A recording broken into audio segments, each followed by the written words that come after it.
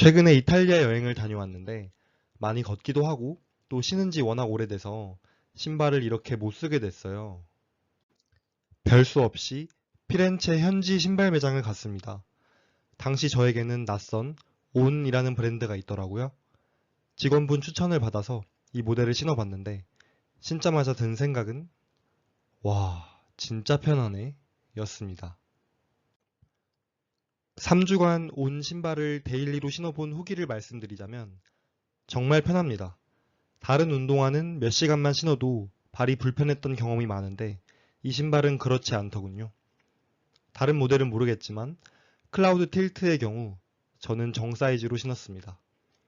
다만 운동화 끈이 일반 끈과 좀 다른데 탄성이 있다고 해야 할까요? 일반 신발처럼 묶지 않고 신발끈을 쫙 쫀 다음 매듭을 묶었더니 이렇게 삐삐 머리를 좀 닮은 것 같네요. 그래서 이 신발을 하나 더 사고 싶었는데 문득 이 신발을 사면 어떤 회사가 돈을 벌지? 라는 생각을 하게 됐고 그 기업에 대한 공부를 시작했습니다. 서론이 너무 길었습니다. 오늘은 온홀딩의 2024년 정기 보고서를 읽으며 회사의 역사, 사업 개요, 재무제표, 그리고 리스크에 대해 공부해 보겠습니다. 본 영상은 2024년 온홀딩의 정기 보고서 그리고 20F 서류를 기반으로 제작하였습니다. 2025년 3월 24일 기준 온홀딩의 주가는 약 46달러이며 시가총액은 150억 달러, 한화 기준 약 22조 원입니다. 최고점 대비 약 25% 정도 빠져 있네요. 이 회사는 2010년 3명의 스위스 출신 사람들에 의해 설립되었습니다. 우선 올리비에 베르나르트는 1993년부터 2005년까지 아디다스와 나이키의 스폰서를 받으며 철인 3종 및 2종 경기에서 3번의 세계선수권 금메달을 딴 프로 선수였습니다. 그는 은퇴 후 새로운 유형의 러닝화를 만드는 데 주력했고 나이키 신발의 밑창을 깎아내고 정원 호스 조각으로 교체한 프로토타입을 만들었습니다. 이 아이디어를 나이키와 아디다스에 제안을 했지만 그들은 거절했고 그는 결국 스스로 이 제품을 개발하기로 결정했습니다. 베르나르트는 한때 그의 철인 3종 경기 에이전트였던 캐스퍼 코페티에게 전화를 걸었습니다. 그는 맥켄지앤컴퍼니를 거쳐 한 브랜딩 에이전시에서 근무하고 있었습니다. 제안을 듣고 반신반의한 코페티였지만 프로토타입을 신고 나서 내가 이렇게 걸어본 적이 있었나? 라고 생각했다고 합니다. 코페티는 당시 가구 디자인 회사인 비트라의 마케팅 책임자이자 전 맥킨지 동료였던 데이비드 알레만에게 전화를 걸었습니다. 그렇게 3명의 동업이 시작되었습니다.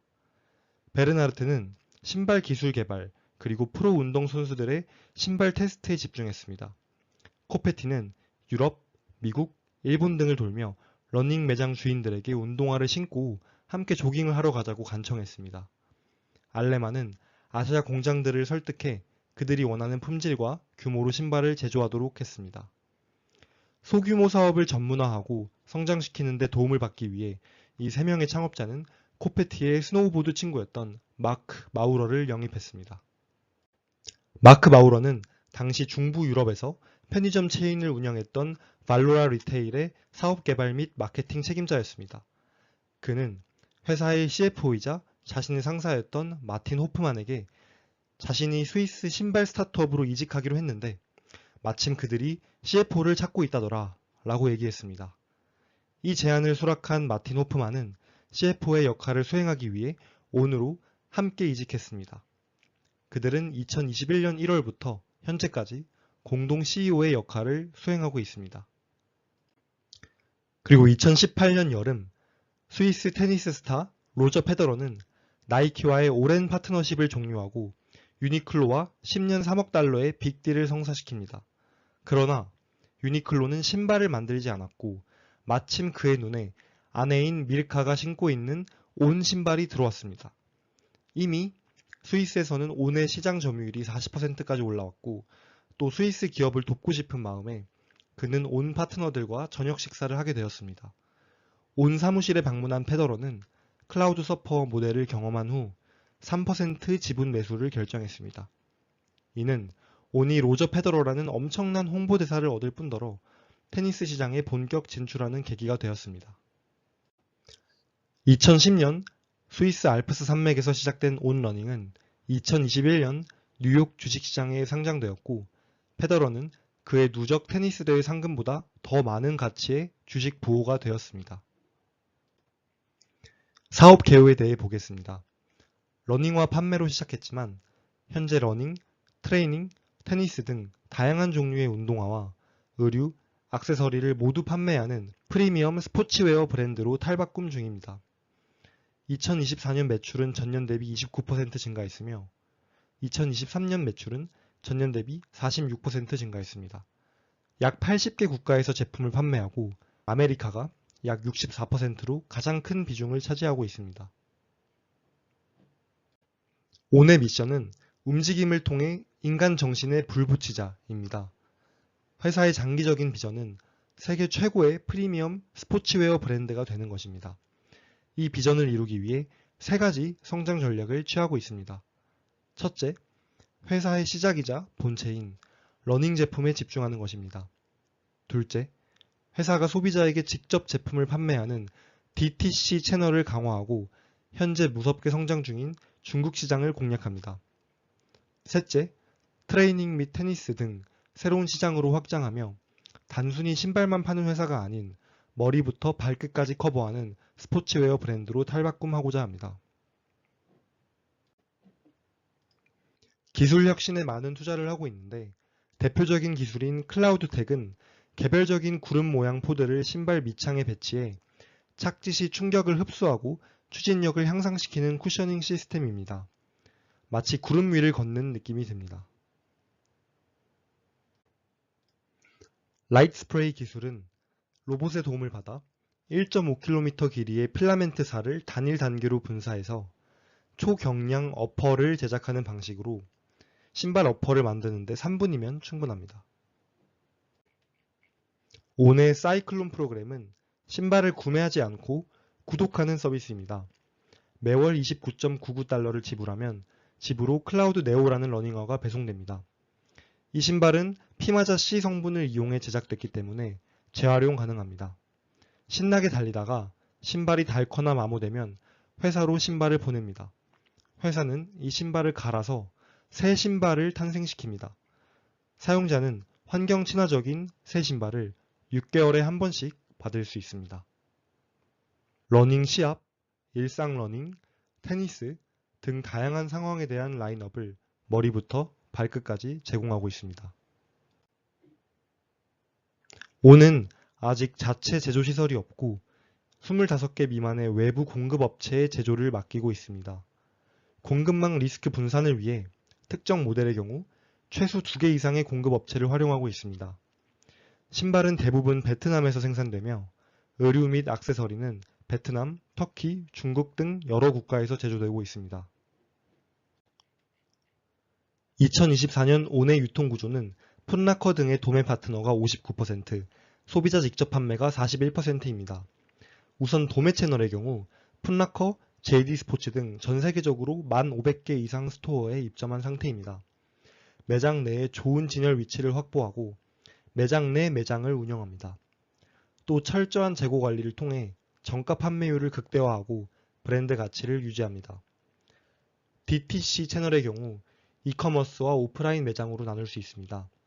2012년부터 온라인 스토어를 운영하고 있으며 특히 재활용 가능한 구독 기반 신발 클라우드 네오는 온라인 구독을 통해서만 사용 가능합니다. 올해 밀라노, 홍콩, 뉴욕 등 주요 도시에 신규 직영점을 오픈하며 오프라인 프리미엄 매장은 19개 운영 중이고 중국에는 몰 기반 소형 매장이 30개 운영되고 있습니다. 온은 주요 스포츠 신발 및 의류 브랜드와 경쟁 중이며 이 시장은 매우 치열하고 세분화된 시장입니다. 온은 프리미엄 브랜드 이미지, 러닝 중심 전략, 혁신 기술을 바탕으로 나이키, 아디다스, 호카 등과 경쟁 중입니다. 온의 지식재산권으로는 상표권, 특허, 영업 비밀 등이 있습니다. 온 로고, 클라우드텍 등 1,700건 이상의 상표 등록을 보유하고 있습니다. 그리고 다양한 기술, 부품, 기능, 디자인 등에 대해 특허를 유지 중인데 2025에서 2050년까지 유효합니다. 미국의 특허의 경우 일반적으로 출원일로부터 20년간 유지됩니다. 일부 기술이나 노하우는 특허보다 영업비밀로서 관리하는 것이 더 효과적인데요. 비밀 유지 계약, IT 보안 등을 통해 보호하지만 여전히 유출될 위험이 있습니다. 이제 2024년 주요 재무 실적을 살펴보겠습니다. 총 매출은 2,318밀리언 스위스 프랑으로 약 4조 원을 기록했으며 이는 전년 대비 29% 증가한 수치입니다. 순이익은 242밀리언 스위스 프랑으로 전년 대비 200% 증가했습니다. 기본 주당 순이익 또는 EPS는 0.75 스위스 프랑이며 전년 대비 200% 증가했습니다. 세금, 일회성 비용 등을 제외하여 실제 영업 성과를 더 잘 보여주는 조정 에비타는 387밀리언 스위스 프랑으로 전년 대비 40% 증가했습니다. 매출을 판매 채널별로 살펴보면 도매 매출은 전년 대비 22%, DTC 매출은 전년 대비 40% 증가했습니다.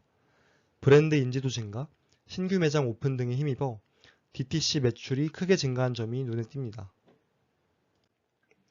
지역별 매출을 살펴봅시다. 아메리카 대륙의 매출은 전년 대비 27% 증가했고 유럽, 중동, 아프리카 지역의 매출은 18% 증가했습니다. 아시아 태평양 지역의 매출은 무려 84%나 증가했는데 일본, 호주, 중국에서의 성장이 돋보였습니다. 제품군별 매출입니다. 운동화 매출은 전년 대비 28.5% 증가했는데 주요 성장은 러닝 제품인 클라우드 서퍼, 클라우드 몬스터 제품군에서 나왔습니다. 의류 매출은 전년 대비 46%, 액세서리 매출은 전년 대비 49% 증가했는데 운동화 중심이던 회사가 점점 다른 카테고리로 확장 중임을 알 수 있었습니다. 그러나 아직 신발 판매가 전체 매출의 95%를 차지하고 있습니다. 총 판매 관리비가 전년 대비 34% 증가했습니다. 세부적으로는 마케팅 비용이 41%, 유통 비용이 20% 증가했습니다. 총 매출에 대한 판관비는 51.5%로 전년 대비 2% 증가했습니다. 주식 기반 보상을 제외하더라도 0.7% 증가했는데요. 단기적으로는 브랜드 확장, 시장 점유율 확대 등을 위한 투자 증가로 해석할 수 있지만 장기적으로 이 비율이 계속 증가할 경우 기업의 수익성이 떨어지거나 운영 효율성이 떨어진다는 뜻입니다. 고로 투자자 입장에서는 이 비율을 장기적으로 팔로우할 필요가 있습니다. 2024년 현금 흐름표를 보겠습니다. 영업활동 현금 흐름은 510밀리언으로 전년 대비 2배 이상 증가했습니다. 영업활동에서 현금 창출력이 크게 개선되었습니다. 반면 투자활동 현금 흐름은 마이너스 64.9밀리언으로 전년 대비 17.7밀리언이 추가 지출됐습니다. 회사 측은 리테일 매장 확장, 물류 인프라 개선 등에 투자를 늘렸다고 설명합니다. 또 재무활동 현금 흐름은 마이너스 55.4밀리언으로 전년 대비 33.6밀리언이 추가 지출됐습니다. 새로운 리테일 및 물류센터 오픈으로 인해 리스 비용이 증가했기 때문입니다. 2024년 한 해 동안 현금 및 현금성 자산은 총 390밀리언 증가했으며 기말 기준 총 924밀리언의 현금 및 현금성 자산을 보유 중입니다. 이는 전년 대비 86.9% 증가한 수치입니다. 온홀딩스는 2023년 7월 7일 UBS 스위스와 7억 스위스 프랑 규모의 다중통화 신용시설 계약을 체결했습니다. 다중통화 신용시설이란 여러 통화로 자금을 차입할 수 있는 기업 대상 신용대출 한도를 뜻합니다. 필요하다면 차입량을 2억 스위스 프랑만큼 확대할 수 있는 옵션도 존재합니다. 그러나 2024년 12월 31일 기준 회사는 이 신용시설에서 현금을 인출하지 않았고 단기간에 그럴 계획 역시 없습니다. 즉, 온러닝은 글로벌 비즈니스 운영을 위해 필요한 유연한 자금 조달 수단을 미리 마련했으며 현재까지 이 신용시설에서 차입을 하지 않았다는 점에서 재무 상태가 건전함을 알 수 있습니다. 총 직원 수는 2022년 1,701명, 2023년 2,353명, 그리고 2024년 3,254명으로 꾸준히 증가하고 있습니다. 주요 주주 리스트입니다. 공동 창업자인 베르나르트가 1.9%, 호페티가 1.1%, 알레만이 1.3%의 보통주를 보유 중이며 공동 CEO인 호프만은 0.6%, 마크 마우러는 0.4%를 보유 중입니다.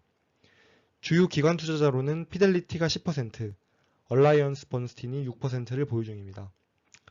온의 초기 투자자이자 3G 캐피털의 공동 설립자인 시쿠피라가 6.9%, 그리고 호르헤 레만의 아들 마크 레만이 6.2% 보유 중입니다. 매출도 늘고 있고 새로운 시장으로 진출도 하고 있고 온러닝의 미래가 마냥 밝을 것 같지만 리스크도 많습니다. 온은 스위스 기술력을 바탕으로 혁신을 내는 프리미엄 브랜드 이미지를 앞세웁니다. 그러나 성장을 위해 제품 카테고리를 다양화하고 새로운 시장에 진출하면 제품이 과하게 대중화되어 희소성과 프리미엄 이미지가 손상될 위험이 있습니다.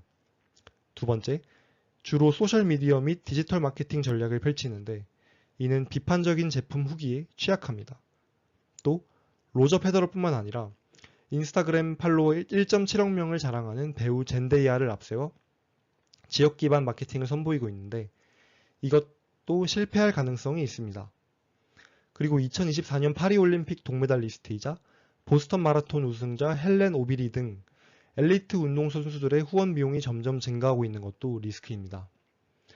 또 가까운 미래에 달리기 열풍이 식으면 운동화 제품의 수요가 감소할 수 있습니다.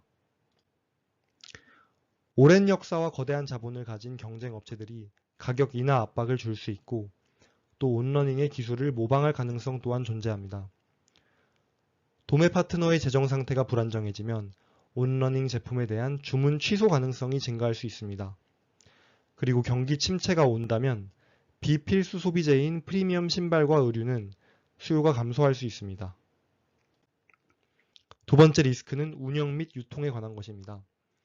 회사가 워낙 빠른 속도로 성장하다 보니 관리 시스템 및 자원의 부담이 커졌습니다. 따라서 인력 채용, 원자재 확보, 생산 지연 등의 문제가 발생할 가능성이 존재합니다. 또한 회사는 DTC 채널의 확장을 꿈꾸는데 만약 전자상거래 플랫폼이 신뢰성 및 편의성 측면에서 고객들의 관심을 끌지 못한다면 이 전략이 실패할 수 있습니다. 온홀딩은 아직 자체 제조시설이 없고 모두 제3공급 업체에 의존하고 있습니다. 이는 정치 무역 분쟁이 발생할 때 약점이 될 수 있고 현지 업체가 혹시라도 미성년 또는 강제 노동을 시켰다고 하더라도 본사에서 그 백그라운드 체크를 하기 힘들게 만듭니다. 이제 관세 및 법적 규제에 관한 리스크인데 2024년 기준 일부 의류와 액세서리가 중국에서 제조가 되고 있습니다. 현재 미국 정부가 중국산 수입품에 대해 관세를 부과하고 있기 때문에 이에 대한 간접적인 피해를 입을 수 있습니다. 또 유럽연합이 2024년 11월부터 강제 노동과 관련된 제품의 수입을 금지하기로 했는데 혹시라도 아시아 생산시설에서 관련된 불미스러운 일이 발생한다면 유럽 수출에 피해를 입을 수도 있습니다. 여기까지 온홀딩의 2024년 정기보고서 내용입니다. 추가적으로 달리기 문화의 현재와 미래, 그리고 온 운동화의 실제 후기 및 평가는 어떤지 궁금해졌습니다. 달리기 인구가 점점 증가하고 있습니다. 한국갤럽이 실시한 설문조사에 따르면 국내 조깅 및 달리기 연간 경험률이 2021년 23%에서 2023년 32%로 증가했습니다. 또 국내외 마라톤 참가자 수도 증가하는 추세입니다. 특히 서울 마라톤의 경우 2023년 32,000명, 2024년 38,000명, 그리고 2025년 4만 명의 참가 인원을 기록하며 뜨거운 열기를 증명했습니다. 스트라바는 러닝, 사이클 등 운동 기록을 추적하고 공유할 수 있는 스포츠 소셜 네트워크 앱입니다. 190개 국가에서 무려 1억 3천만 명 이상의 가입자를 보유하고 있는데 이 회사에서 2024 러닝 트렌드에 대한 보고서를 발표했습니다. 전년 대비 러닝 클럽의 수가 59% 증가했습니다. 또 피트니스 그룹을 통해 친구를 사귀었다는 비율이 58%에 달했습니다. 혼자 기록 갱신을 위해 고독하게 뛰는 것이 아니라 새로운 사람을 만나고 친구를 사귈 수 있는 사회적인 활동이 된 것입니다. 또 친구와 함께 2025년에 운동을 더 많이 하고 싶다는 젠지 세대가 40%에 육박했고요. 운동을 즐기는 여성 가입자의 수가 전년 대비 89%나 증가했습니다. 미래가 어떻게 변할지는 아무도 모르지만 러닝 열기는 현재 뜨겁고 이 열기가 당장 식지는 않을 것 같습니다. 다음은 온러닝의 운동화가 다른 경쟁 운동화에 비해 어떤 평가를 받는지 알기 위해 runrepeat.com이라는 신발 리뷰 사이트를 찾아봤습니다.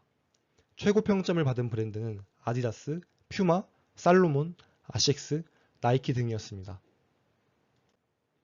온러닝 신발 중 평점 1등은 클라우드 몬스터라는 제품이었습니다. 전체 1등까지는 아니지만 91점으로 높은 점수를 받았습니다. 그리고 전체 평점 1등인 아디다스 아디제로와 이 온 클라우드 몬스터의 인기도를 비교했더니 압도적으로 클라우드 몬스터가 높았습니다. 성능도 성능이지만 소비자들은 나이키와 아디다스가 영원히 지배할 것만 같았던 운동화 시장에 새로운 바람을 불어넣어준 온러닝과 같은 신발을 흥미롭게 바라보고 있는 것 같습니다. 지금까지 온홀딩의 2024년 정기보고서를 바탕으로 회사의 역사, 사업계획, 재무제표, 리스크를 살펴봤고 더 나아가 달리기 문화의 현재와 미래, 온 운동화의 후기 및 평가 등을 알아보았습니다. 총 정리를 하면 다음과 같고 마지막으로 한 줄 평을 하자면 다음 월급날에 한 켤레 더 삽니다. 시청해주셔서 감사합니다.